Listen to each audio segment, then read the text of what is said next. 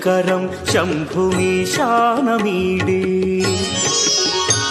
मुदामाकरं मण्डनं मण्डयन्तं महामण्डलं भस्मभूषाधरन्तम् अनादिं ह्यपारं महामोहमारं शिवं शङ्करं शम्भुमीशानमीडे वटाधो निवासं महाट्टाट्टहासं महापापनाशं सदा सुप्रकाशम् गिरीशं गणेशं सुरेशं महेशं शिवं शङ्करं शम्भुमीशानमीडे गिरीन्द्रात्मजा सङ्गृहीतार्थदेहं गिरौ संस्थितं सर्वदा पन्नगेहम्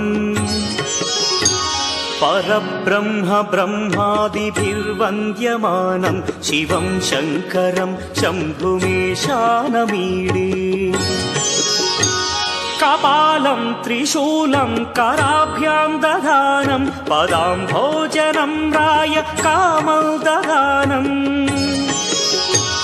बलिवर्धयानं सुराणां प्रधानं शिवं शङ्करं शम्भुमीशानमीडे शरच्चन्द्रगात्रं गणानं